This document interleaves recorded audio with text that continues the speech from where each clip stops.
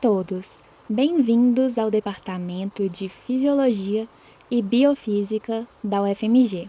Nós somos as monitoras Alice e Bianca e, juntamente com a professora Lígia Naves, preparamos uma aula sobre fisiologia sináptica. Vamos falar de alguns princípios do funcionamento das sinapses, com ênfase no sistema nervoso periférico. As sinapses são regiões de contato entre um neurônio e uma outra célula excitável. Pode ser entre dois neurônios ou entre um neurônio, por exemplo, e uma célula muscular esquelética, como pode ser visto nesse desenho. Na parte inferior à esquerda, vocês podem ver um detalhe tanto da região pré-sináptica do neurônio, como da região pós-sináptica da célula muscular esquelética. O termo sinapse foi cunhado, ou seja, usado pela primeira vez, por um fisiologista chamado Charles Sherrington, em 1897. Nessa mesma década, o histologista Ramon Carral, observando fatias de tecido nervoso ao microscópio, identificou neurônios individualizados e sinapses. Ele documentou essas imagens com maravilhosos desenhos, um dos quais você pode observar nessa figura. As sinapses são regiões de transferência de informação. Nos neurônios, essas informações são sinais elétricos, os potenciais de ação. O objetivo desta aula é entender os mecanismos de passagem desses sinais elétricos das células pré-sinápticas para as células pós-sinápticas. Para isso, é preciso conhecer os diferentes tipos de sinapse. Como o sistema nervoso utiliza principalmente sinapses químicas, os dois objetivos específicos seguintes são detalhamentos do processo de liberação de neurotransmissores. Existem dois mecanismos diferentes de neurotransmissão, que acontecem em sinapses estruturalmente bem distintas: as sinapses químicas e as sinapses elétricas. Nas sinapses elétricas, o potencial de ação passa da região pré para a pós-sináptica através de estruturas que permitem uma região de baixa resistência elétrica entre as células, as junções abertas. Já nas sinapses químicas, o potencial de ação pré-sináptico evoca a liberação de neurotransmissores. Os neurotransmissores liberados se ligam aos seus receptores e provocam uma despolarização da membrana pós-sináptica.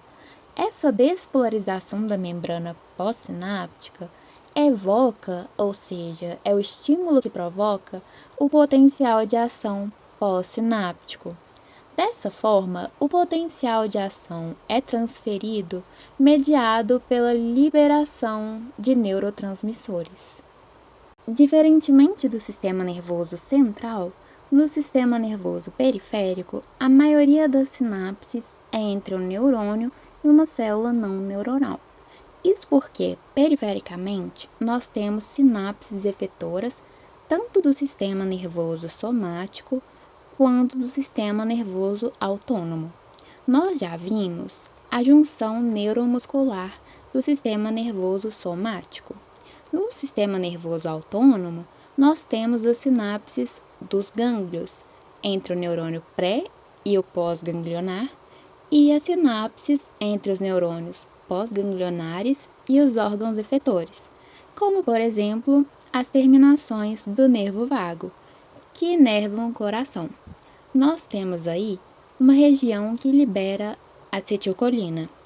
Aliás, foi nessa preparação nervo vago-coração que foi identificado o primeiro neurotransmissor, chamado na época de Van-Gustav.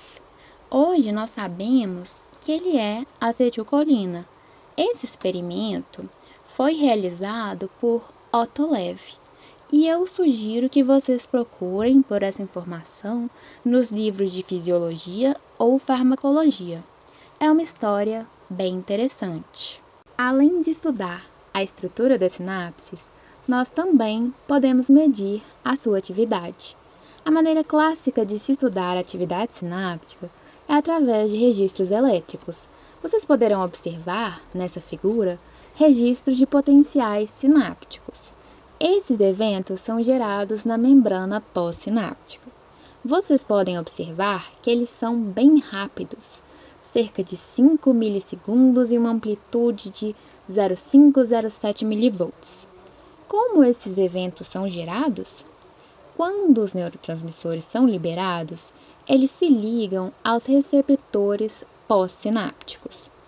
Essa ligação leva à abertura dos canais iônicos, permitindo o influxo principalmente de sódio e também um menor efluxo de potássio. Isso causa uma despolarização da membrana pós-sináptica. Essa despolarização é o evento que vocês estão observando nessa figura.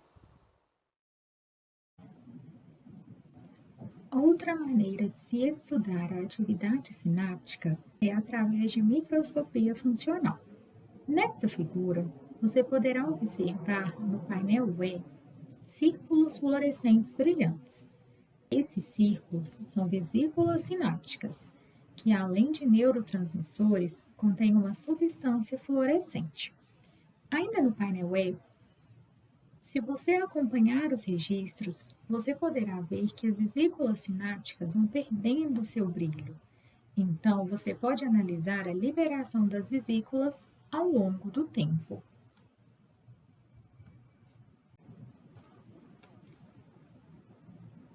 Nesta figura, foi utilizada uma sonda fluorescente ao cálcio e podemos observar um outro fenômeno, o aumento intracelular de cálcio, nesse caso, na região pré-sináptica.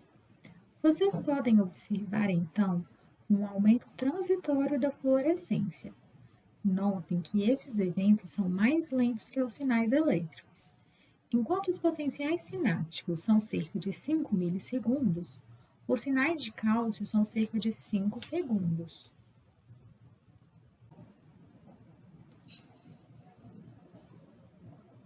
Eu vou mostrar agora como o conhecimento pode ser produzido estudando a atividade sináptica. Vocês viram em um dos slides anteriores que quando os neurotransmissores são liberados, eles produzem na membrana pós-sináptica uma despolarização transitória. Vocês podem ver, na figura A, uma despolarização grande de cerca de 10 milivolts e 20 milissegundos de duração, que é o potencial sináptico evocado pelo estímulo nervoso. Vocês podem observar, ainda nesse traço, pequenas despolarizações, que ampliadas mostram um evento de cerca de meio milivolt e 10 milissegundos de duração. Esses pequenos eventos foram descobertos pelo grupo do professor Bernhard Katz, o que está documentado neste trabalho que eu estou mostrando para vocês. Como eles descobriram isso?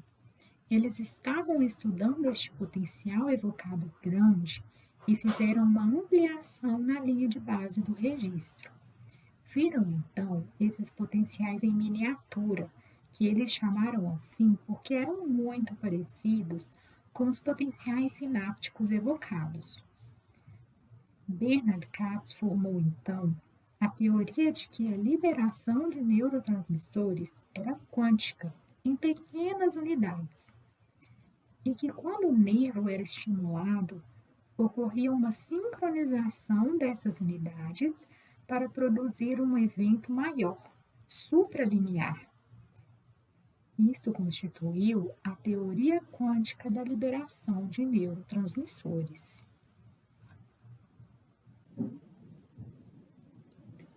Na época, eles não conheciam as vesículas sinápticas.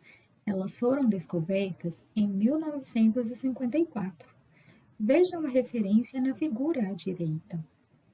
E com a descoberta das vesículas sinápticas, então, foi proposta a teoria quântica vesicular, em que a unidade de liberação é uma vesícula.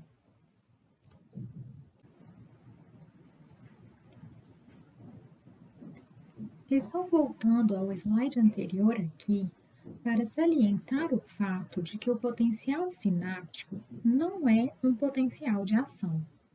Ele é gerado pela abertura dos canais que são ativados pelos neurotransmissores.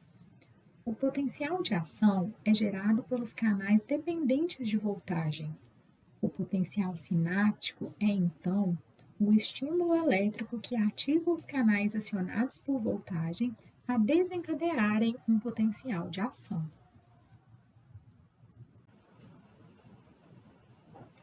Um outro assunto muito interessante é a dinâmica das vesículas sinápticas. Algumas vesículas estão ancoradas na membrana celular do terminal nervoso. Este ancoramento é devido à ligação de proteínas das vesículas com proteínas da membrana citoplasmática. Essas proteínas são conhecidas como complexo Snell. Na figura do meio, vocês podem ver a representação em laranja de uma outra proteína, chamada sinaptotagmina. Essa proteína é sensível ao cálcio. Quando o potencial de ação chega ao terminal nervoso, ele promove a abertura dos canais de cálcio dependentes de voltagem e ocorre um influxo de cálcio. O influxo de cálcio ativa a sinaptotagmina e promove a fusão vesicular.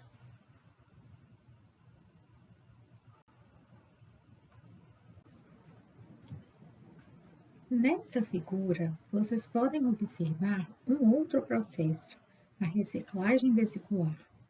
As vesículas liberadas sofrem endocitose, permitindo assim a reutilização das vesículas com seu preenchimento por neurotransmissores e novas liberações.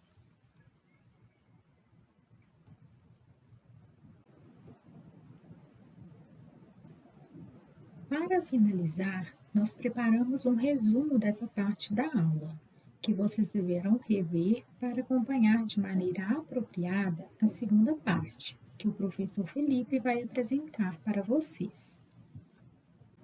Preparamos também 2 questões para vocês estudarem. A primeira é um assunto muito importante no conhecimento da fisiologia sináptica, que não foi tratado na primeira parte da aula. A segunda é uma curiosidade a respeito de um tratamento muito usado, o Botox, que nós achamos que vai ser interessante vocês estudarem este assunto. Desejamos a todos bons estudos e que vocês se cuidem bem. Até a próxima!